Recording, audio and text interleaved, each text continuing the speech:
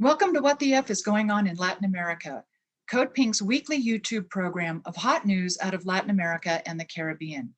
In partnership with Friends of Latin America and Task Force on the Americas, we broadcast every Wednesday at 4:30 p.m. Pacific, 7:30 p.m. Eastern on Code Pink YouTube. Today, we are very fortunate to have with us as our guest Javier Gutierrez. He is the Secretary of the Presidency of Nicaragua for Climate Change and Vice Minister of Environment and Natural Resources for Nicaragua. He is going to share with us his presentation of Nicaragua's position in the Climate Summit COP26.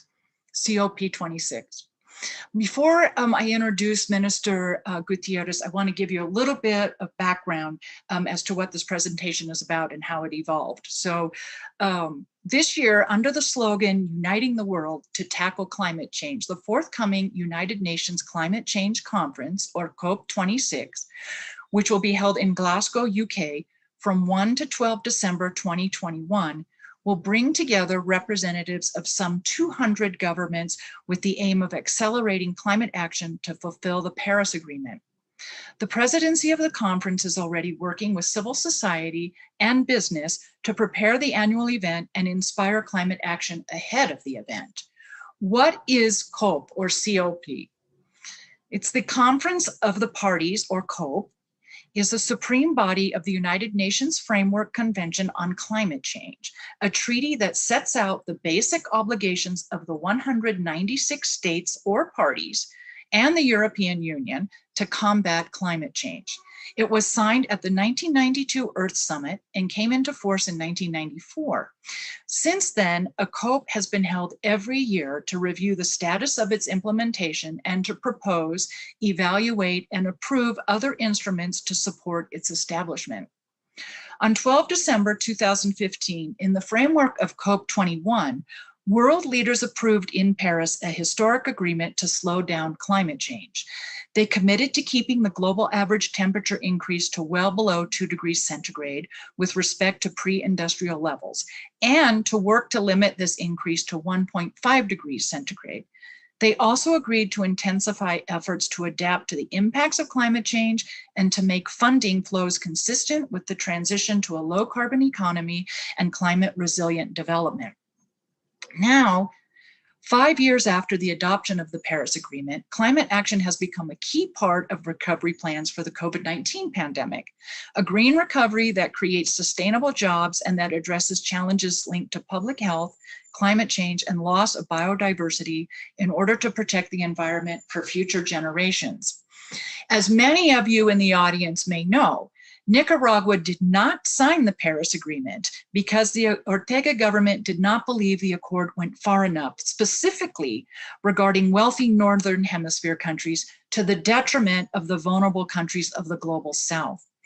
This is why we are so very fortunate to hear from Vice Minister Gutierrez today. We're going to hear about Nicaragua's impending proposals at COP26 and how these proposals emphasize the effects of climate change and the necessary response required for Nicaragua and all of Central America. Welcome, Vice Minister Gutierrez.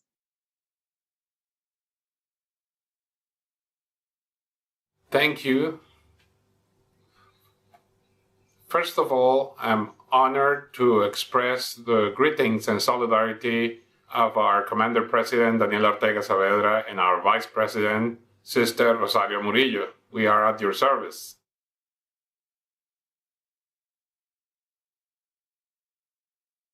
Thank you so much. It's an honor. It's an honor that you accepted our invitation to join us today, and we so look forward to hearing your presentation. I had the honor of listening to you speak last week. It was profoundly informative and important, the information that you have to share.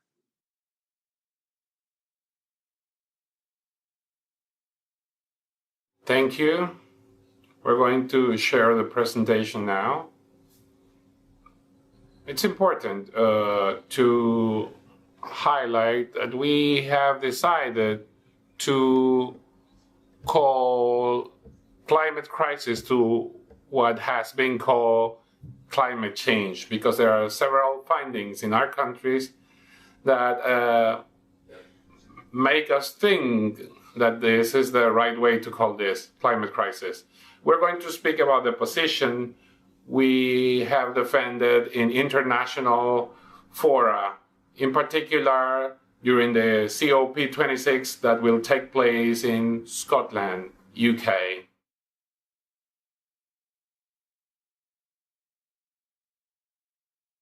It's important when we speak about the Paris Agreement to mention some relevant milestones, in particular the Earth Summit that took place in 1992, in which 3 very important conventions were elaborated.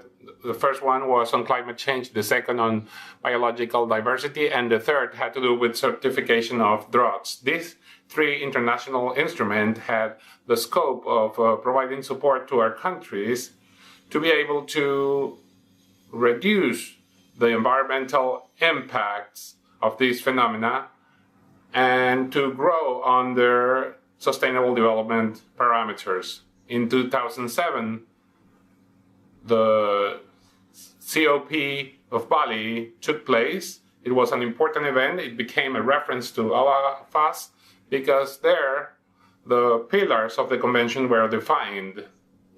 And among other elements, such as mitigation and adaptation, were included technology transfer, capacity building, and climate long-term financing was defined. So a roadmap was created, the Bali's roadmap, that we have considered as a reference, and we always take it into account in everything we do in these matters. Then, in 2009, the COP of Copenhagen took place, an event that created a negative landmark in multilateralism and international negotiations because the agreement document had been negotiated months before by developed countries. And the developing countries were pushed to go through a very tiring negotiation process. So we consider that in those agreements, back then, there was not enough commitment by developed countries to reduce their emissions. And the countries of ALBA, integrated by all of our countries, Venezuela, Nicaragua, Bolivia, back then Ecuador, and the countries of the Caribbean, who are part of ALBA, we all played a key role in order to defend the non-signature of this Copenhagen Agreement. So the Copenhagen Agreement had the intention of weakening the principle of differentiated responsibility and respective capacities because it was a way for them to evade the historic responsibility. So that's why I say that ALBA played a key role for several countries not to sign this Copenhagen Agreement. And that was a dark moment for multilateralism. Then we had a COP that took place in Mexico that somehow rescued the trust that was reduced in Copenhagen, and 2 elements were created, the Green Climate Fund, and from that moment in Mexico, a roadmap took place to create the said fund, and several safeguards were approved to protect the interest of indigenous and Afro-descendant peoples, and there was a definition of the actions that countries must implement to tackle climate change. Then the COP of Varsovia took place that was characterized by the approval of the international mechanism of loss and damages that takes into account the challenges that countries such as Nicaragua are facing. For example, in the case of Nicaragua, there was a loss equivalent to 8% of the gross domestic product, so that's why this mechanism became so important. And then the COP of Paris took place, and Nicaragua didn't support the Paris Agreement back then, and I have to highlight this because I was part in the delegation We didn't object the Paris Agreement itself. What we expressed is that we were not going to support the agreement because there was a low level of ambition. There was not a clear defense of the common and differentiated responsibility. There were not enough resources allocated for our countries to tackle climate change. And the mechanisms of indemnity were going to be eliminated in detriment of the countries suffering the effects of climate change. We didn't support the Paris Agreement back then, but then we decided to support, yes, based on the Paris Agreement in defense of our interests. So President Daniel Ortega gave us instructions to support the efforts of the Paris Agreement and then to subsequently adhere the agreement. And then Glasgow's COP is going to take place. This is going to be a very important event. And we hope that this event may allocate enough resources to comply with the previously acquired commitments. And we do hope that there's clear evidence on the commitments and quantifiable goals of developed countries in the reduction of their emissions. We think this is relevant for the whole world, not to reach the 1.5 degrees of increase in temperature, and so that we can develop mechanisms of adaptation and prevention of loss and damages.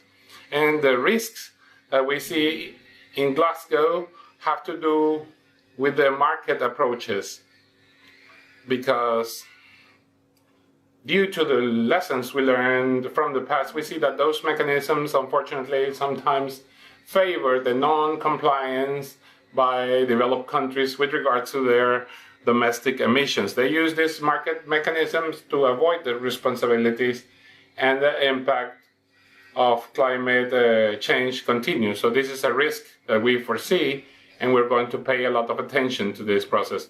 By 2023, we expect this a global assessment, a global balance. This is an important moment to review the progress level of the Paris Agreement and take corrective measures. Mainly, the Paris Agreement, just to remind you, one of the main objectives is not to increase the average temperature to 1.5 degrees. That's our national position. Even if the Paris Agreement establishes 2 degrees, and it's mentioned that everything possible needs to be made in order to avoid 1.5. And also, there are contributions determined for each country, and we still see a low level of ambition that is insufficient to reach the necessary goals. And we think this is something very relevant to take into account for this COP26.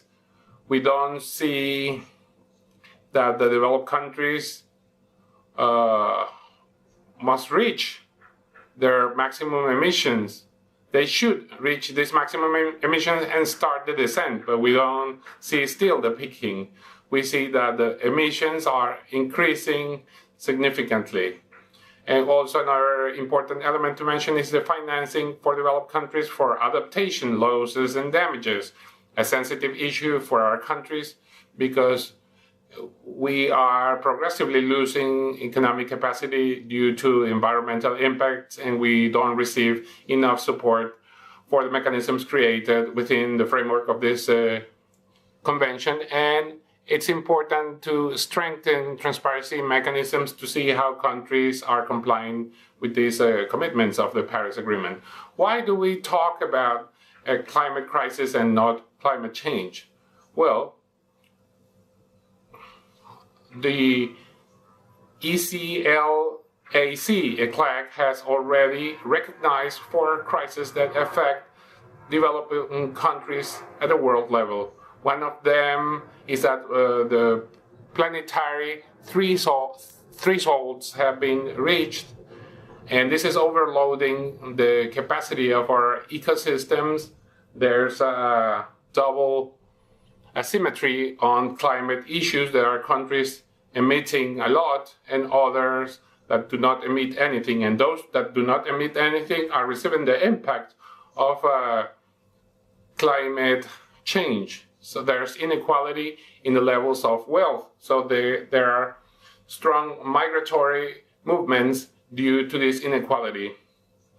And then we have the COVID-19 pandemic. So these four elements and climate change end up exacerbating these inequality levels and the seriousness of this world crisis.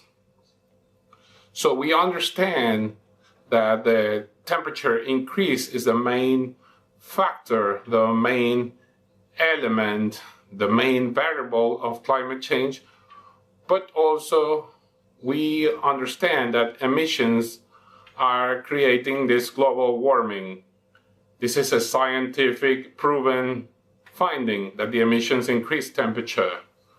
We are also clear that the global problem of climate change have a local impact, mainly on vulnerable groups such as women, children, indigenous and rural communities, and the agricultural sector, environment, and forests.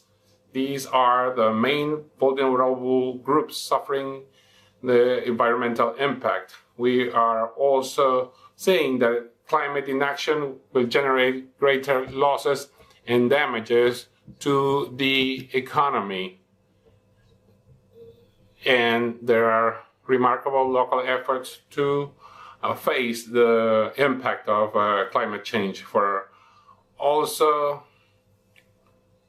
it's also relevant that with the already existing conditions in our countries, the climate crisis is the main threat against our socio-economic well-being, elements that are essential for the survival of our families. One of the main reasons for this, and there's a high level of concern, and especially in Nicaragua, we are very concerned. We see that up to this date, the global total emissions are reaching around 59,000 million tons of equivalent CO2. So all the gases equalized to CO2, and the norm indicates that the planet should not be greater than 14,000 million tons of CO2. So there's an overload in the atmosphere of 45,000 million tons of CO2. So this is the most serious problem that we are facing, and that's why we call upon the UN and the Framework Convention of the United Nations and the United Nations Program on Development. And we call upon all of these programs and institutions for the reduction of this, because this needs to be reduced by 50% by 2030, because otherwise world temperatures will increase in more than 1.5 degrees. And we see the impact of this in many countries. In many countries, the increase in temperature could be 3 or 4 degrees.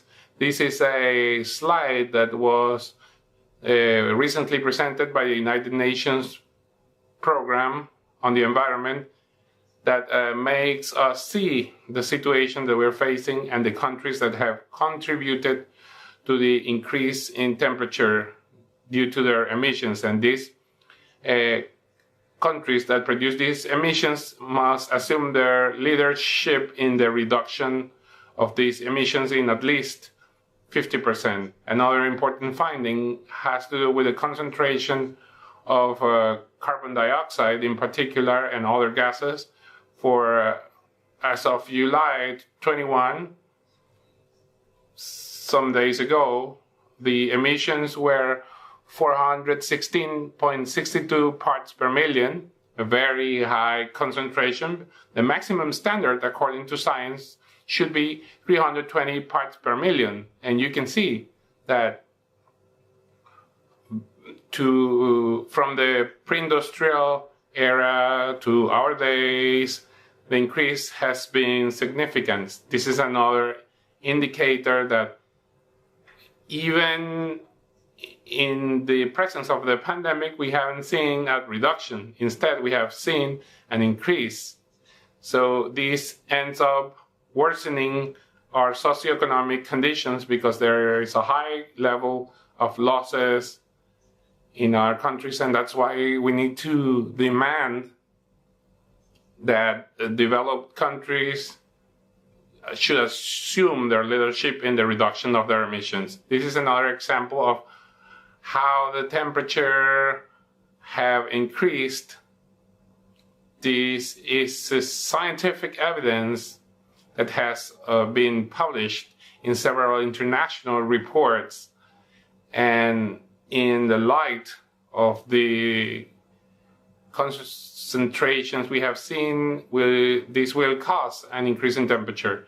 This is also another important piece of evidence how the temperature average increases, and by reviewing historic data, we can see a progressive increase of temperature. An important finding to say that climate change is a reality. We can see that average is displacing in this plot. So this is a clear evidence that we are in a very dangerous situation of displacement of temperature at a global level. We can see that part of the common but differentiated responsibility principle is based on the fact that there are countries that have very high emissions and we don't see any reduction of their emissions. However, we see also countries that do not produce emissions and are suffering the impact. These are vulnerable countries. So we are defending climate justice because it's not fair that you have countries that are developing their economies, but their development is inflicting economic losses in the countries that are not emitting anything. This is completely unfair. So that's why there should be a clear responsibility of these developed countries so that they can assume their responsibilities. We also see a climate performance index in developed countries. They are not complying with what they are expected. So the countries that emit the most have the worst performance. This is another indication of the problem we're facing. Also, we can see here the vulnerability map. Nicaragua is among the countries that are facing the highest risks, and we almost do not emit. Our emissions are below 2%. However, we are suffering the impact of the emissions produced by developed countries. We can see here the quadrant 1, where you see Nicaragua and other Central American countries. You can see the projections here of the International Convention on Climate Change. It is expected an increase of temperature and an increase in diseases. If we continue to see this trend, the negative effects are going to increase significantly. So what does science tell us about the implementation of the Paris Agreement? One of the main positions we defend is that we need to take science seriously and incorporate the implementation of science in our public policies. there are two possibilities with regards to the increase of temperature. An increase of 1.5 degrees by 2050, and it's necessary a reduction. And the other possibility that it has been taken into account in the Paris Agreement is that if measures are taken, the reduction is going to take place in 2075. But we are already suffering the impacts of climate change, and there is going to be an acceleration. The new scenarios that we are seeing derived from this increase in temperature are going to take place in the short term. We'll see people having access to less water, suffering droughts. You'll see people suffering a reduction in food security, so they're going to have less food. There's going to be a worsening of health conditions, mass extinction, more refugees, and according to the United Nations Program for the Environment, if we don't take the necessary measures, we're going to see this increase in temperature of 1.5 degrees by 2025. So in a few weeks, you will see a report published by the IPCC, and we have received information that confirms what we're mentioning here. In Nicaragua, we also carry out analysis to show our evidence on climate change.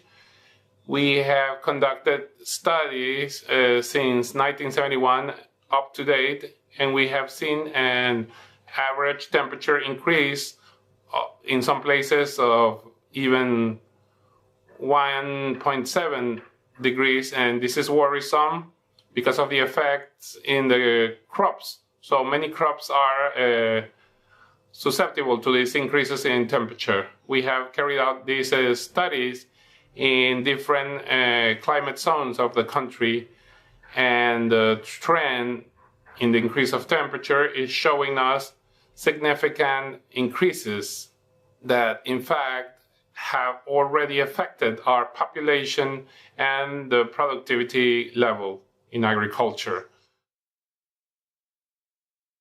We have also seen a decrease in the precipitation systems. So we see a reduction in precipitation ranges between 12 and 24%, which is another clear evidence of the impact of climate change in Nicaragua. With regards to health, we have also conducted models and simulations, and we have seen an increase in the cases of diarrhea. So if we have more temperature, we'll see more diarrhea cases. So these create problems in the health sector. A sector is very essential for our population. We also see a correlation between the dengue cases and the precipitation level. This is another element that we are taking into account in our national planning, but also in our local planning. We have also carried out simulations and conducted studies on the increase of diseases when an environmental phenomenon associated to climate change occur.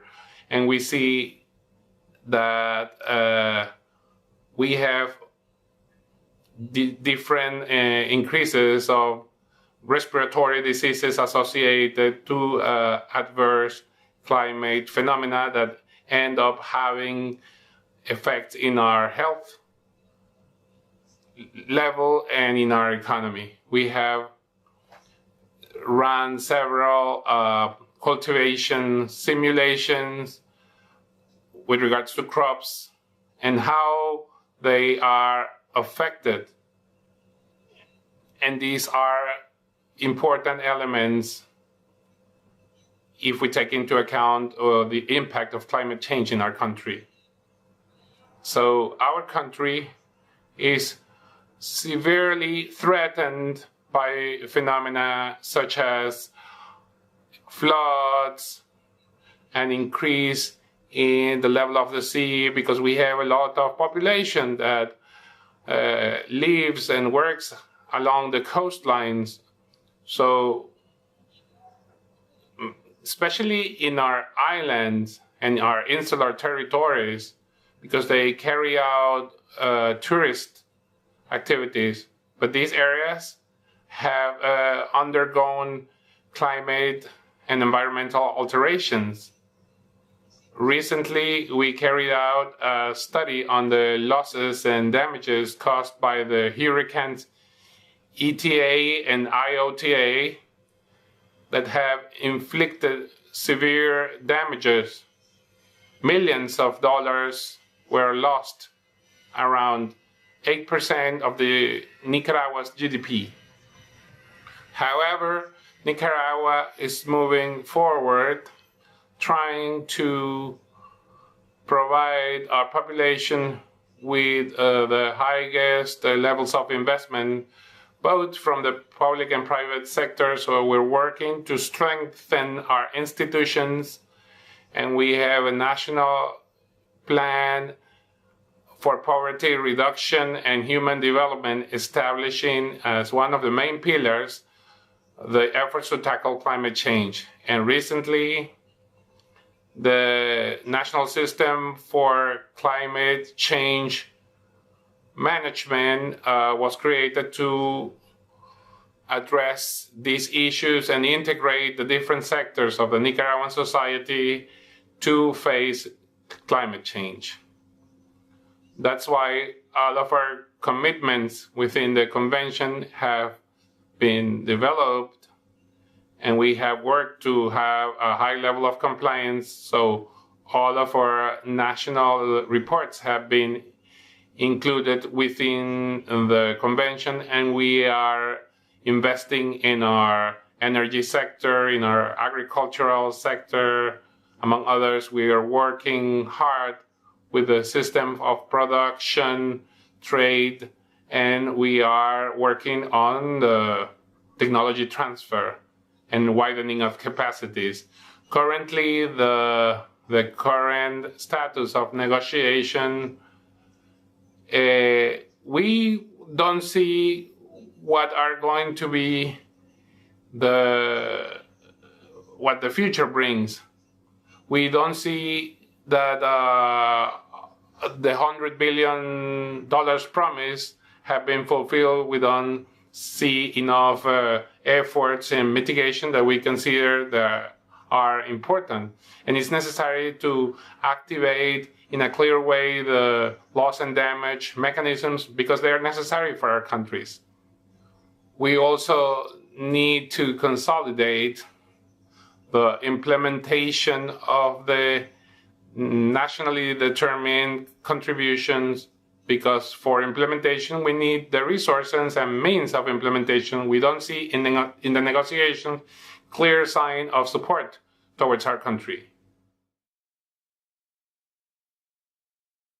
So what does Nicaragua propose? Well, we will continue working with all the progressive regional blocs. We will continue to work jointly with the Bolivarian Alliance for the People of our Americas, with the Central American Integration System, CICA, the Community of Latin American and Caribbean Countries, CELAC, also from the perspective of the developed countries with the G77 plus China, and we will continue to develop the best decisions for our developing countries.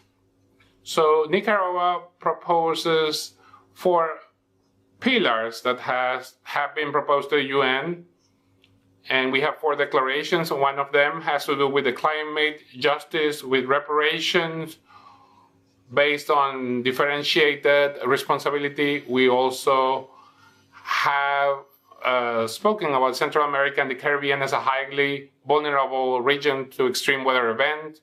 We also have proposed to elevate losses and damages to the same category of mitigation and adaptation. And we have called upon the need and the urgency of preserving and recovering forests as the best protection for our population against the different extreme events.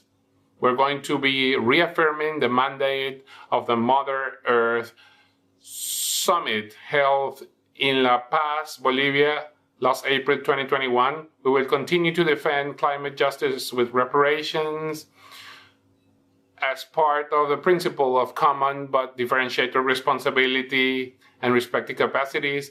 We will continue denouncing the coercive unilateral measures which are illegal and violate international laws and that prevent our countries from tackling climate change. We're going to continue demanding the $100 billion for the Green Climate Fund, which continues to be an unfulfilled promise by the developed countries.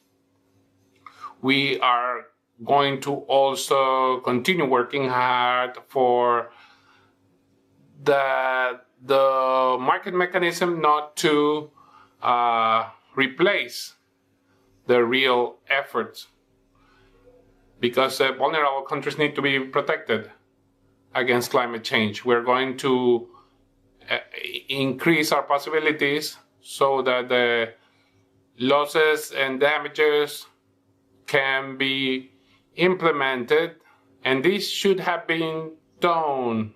But unfortunately, political will has not made this possible. Thank you very much for your attention.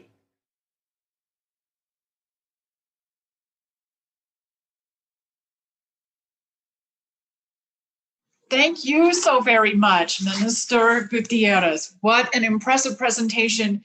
It's so really powerful and so helpful, while at the same time being, pretty alarming how vulnerable Nicaragua is, as well as much of Central America and the Caribbean. And I wonder if I can ask you a few questions before I let you go. Okay. First, Adelante. Okay, qué bueno. So first, can you tell our audience, there's two organizations that I'd like you to tell us about, just for clarification purposes. ECCAC y GHG. So for our audience, ECCAC and GHG emissions, what they are.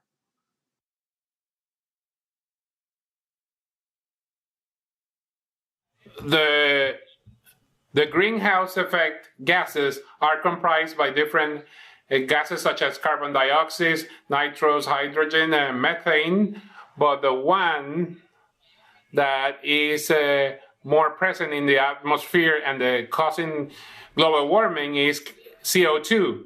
That is why the Convention of the UN on Climate Change is prioritizing CO2, but the rest of gases such as methane, nitrous oxide, we try to include them in one unit called CO2.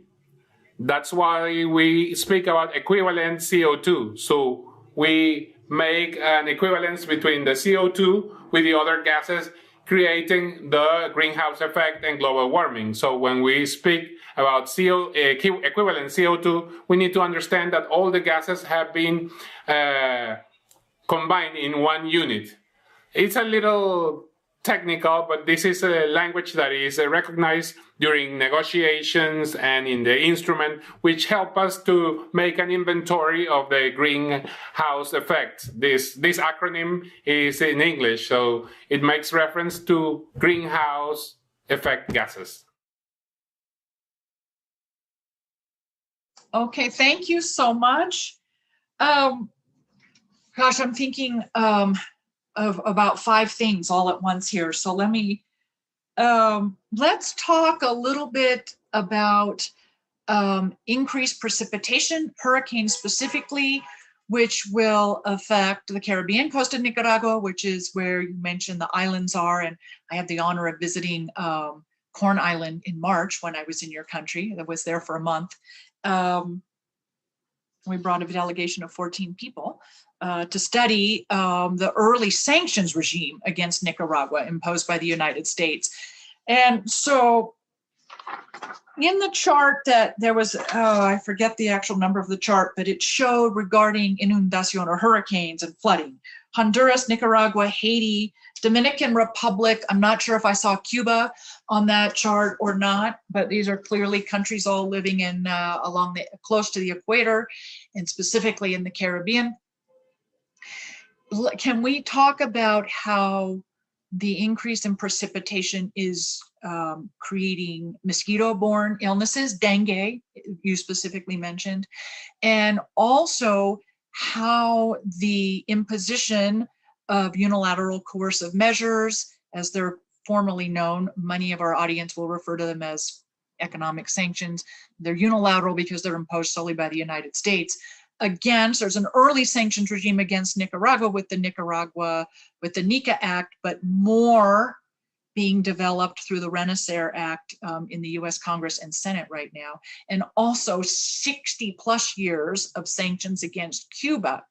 So I wonder if you can specifically talk to us about how a sanctions regime imposed by the United States is inhibiting Nicaragua's response to climate change.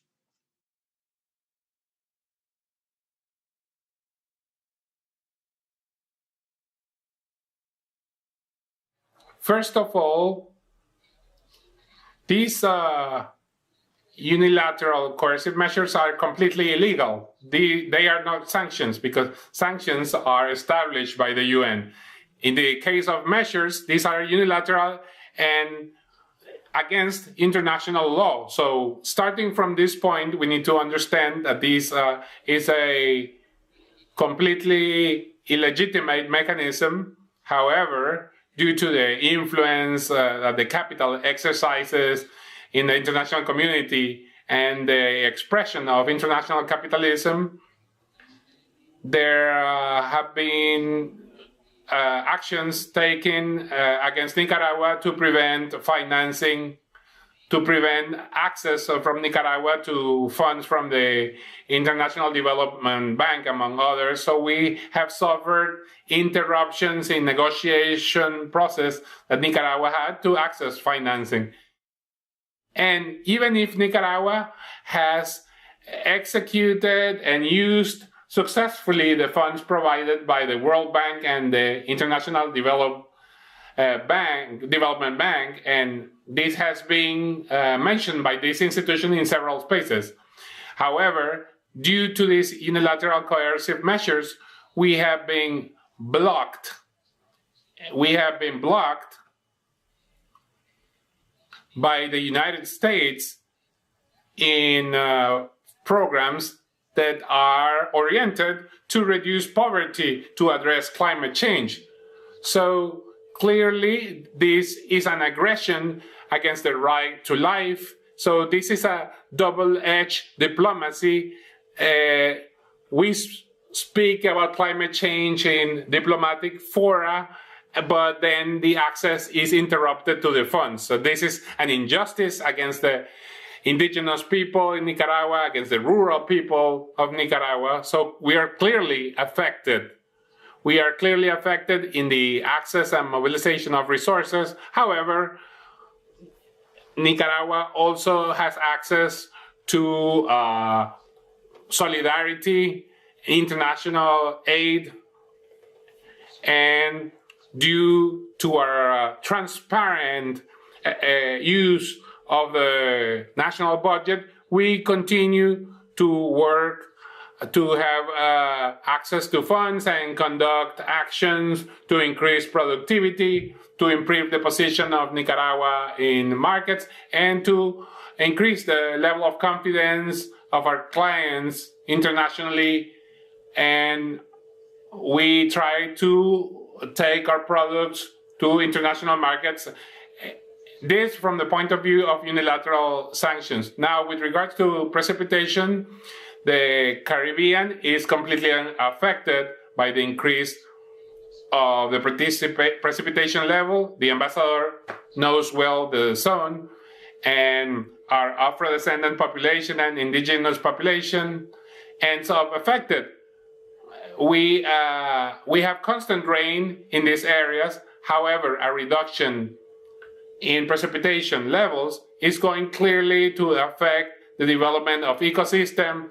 The tropical forest requires rain to continue being healthy. The Caribbean coast is the place where we have the best type of water. We have rivers, and our indigenous population there use natural resources to be able to live and survive in a sustainable manner. An example of sustainability and the preservation of forests is what the indigenous people do there, because they have an ancestral and responsible management of these resources, and we are learning from this indigenous population, and that is why all the environmental and sustainable practices taking place in Nicaragua are based on the knowledge shared by the indigenous population with us. So when we see a reduction in precipitations,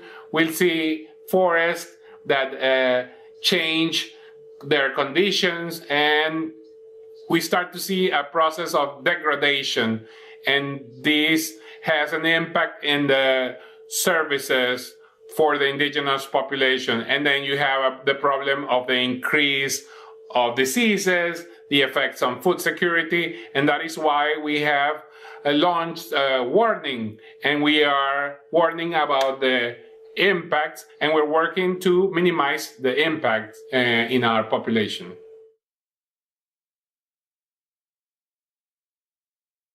Thank you so much. I think one of the biggest adaptations I've seen, personally witnessed in your country, is food sovereignty. Nicaragua grows 95% or produces 95% of the food that it consumes, which in my experience being in your country, I would say twice I've seen activity specific to food sovereignty. One, when I was visiting your country summer of 2014 on a delegation with Alliance for Global Justice, actually, was a climate change theme, specifically studying the different programs and practices of Nicaragua as far as recognizing and adapting to climate change.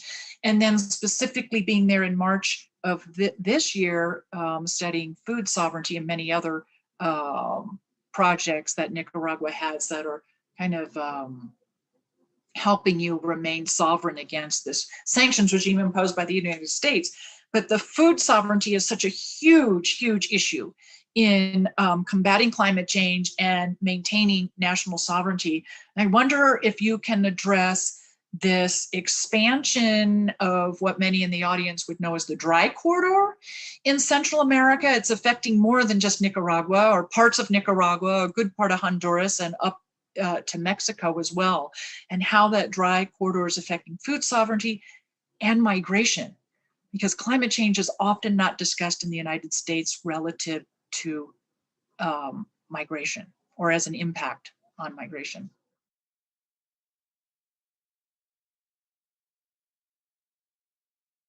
Yes, there's a discussion whether we're talking about a dry quadrant. When we see the aquifers, the underground water, we see that we have conditions, we have access to underground water when we are compared to really dry zones. So there's a whole discussion about the fact that we need to improve our technology and the mechanisms to be able to guarantee the access of sufficient water for production, and but we have what we have called the dry corridor. We have something that we call the dry corridor, which is a geographical zone in the country characterized by having an inferior precipitation regime compared to other zones of Nicaragua in the north or other places in the Caribbean. This situation of low precipitation level, what is causing us is to pay attention to the issue of technology and technology transfer, so that we can increase our capacity to also work locally with the communities, with the farmers, with those who produce, so that they can use technology to establish certain areas for what we have called the water development, so that we can have techniques to produce water, to store water, to collect water, and mainly in these zones. Even if we have a dry corridor in these zones, there are times in which we have rain, precipitation, so we can develop techniques to collect this water during those seasons and be able to use this water for productivity. Also, the programs and projects that involve prioritizing this area to foster the access to technology, and that is why our National Institute of Agrarian Technology is putting a remarkable effort and developing a local network to design certain activities to guarantee the access to water, so that we can provide with water to our population that has difficulties to have access to it. So what I want to make clear is that in terms of hydric capacity in the area that is called the dry area, it has abundant hydric resources, but we need to reinforce technology so that we can guarantee the access to water for human development. So Nicaragua has very specialized institutions in this topic, like the FICE and the ANA, the Fund of National Investment and Emergency, and the National Institution for Water Access.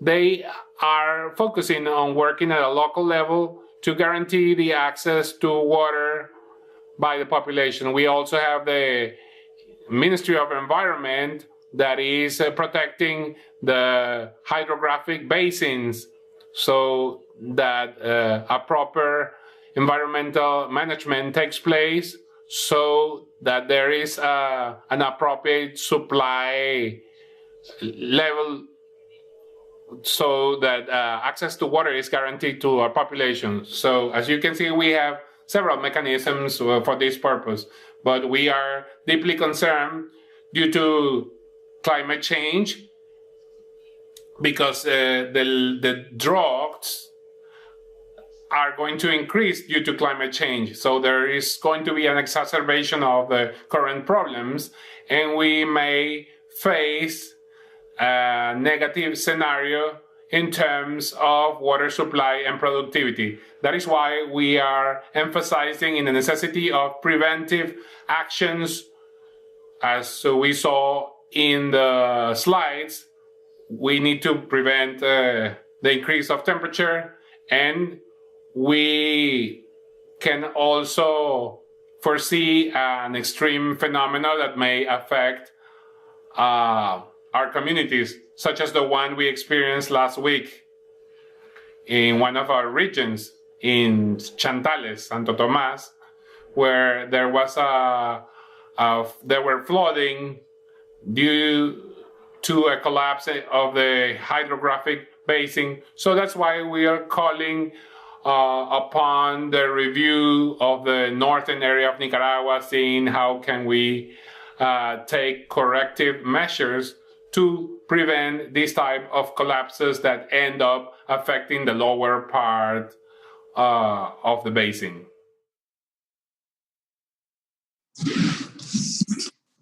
So for our audience, I think it's really important for people to understand that Nicaragua has the largest landmass in Central America. It stretches from the Pacific Ocean to the Caribbean. So it has two coastlines that are going to be affected by rising sea level. And as Minister Gutierrez has explained, on the Caribbean coast, there is increased hurricane activity, increased flooding, and then the country is large enough also to have a dry corridor area. So it's really, really important for all of us to understand the vulnerabilities of Nicaragua and other countries of Central America as well, including Honduras, Costa Rica. It's really, really impressive, the program and response that Nicaragua has implemented for itself, but is also calling upon and will introduce at COP26. I wonder, is there anything in closing, Minister Acosta, that you would like to add?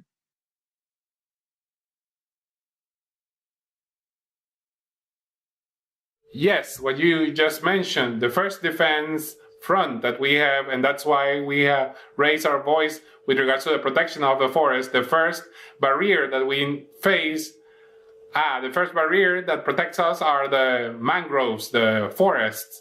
And that is why it's so important that these forests are preserved, so that they continue to be the main defense of our population. And those that have degraded can be restored.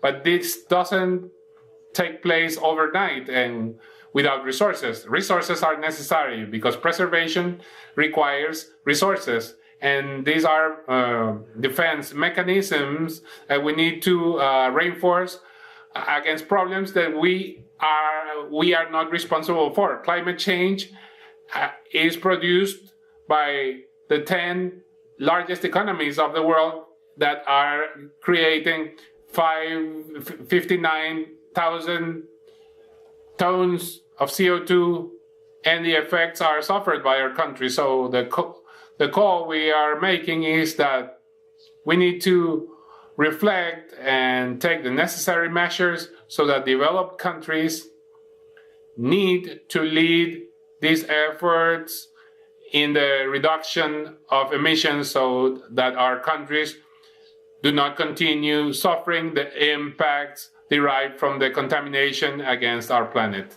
Thank you. Thank you so much. What an honor to have you as our guest today. Your presentation has been profoundly informative, and I really hope it makes such a huge impact in Glasgow in November, because it's so important what you have to share and so crucial to the survival of the people of Nicaragua, but many countries around the globe, especially those living along the equator. So I want to remind our audience, you've been listening to or watching What the F is Going On in Latin America, Code Pink's weekly YouTube program of hot news out of Latin America and the Caribbean. We broadcast every Wednesday at 4:30 p.m. Pacific, 7:30 p.m. Eastern on Code Pink's YouTube channel. Also, be sure to listen to Code Pink Radio every Thursday, 11 a.m. Eastern, 8 a.m. Pacific, broadcast simultaneously on WBAI out of New York City and WPFW out of Washington, D.C. You can also find the radio on Apple Podcasts and Spotify too, I believe. So thank you again, Minister Gutierrez. Such an honor to have you with us today, and I'm so thankful for the information that you shared with all of us. And everybody, we'll see you next week. Let's see. Thank you so much.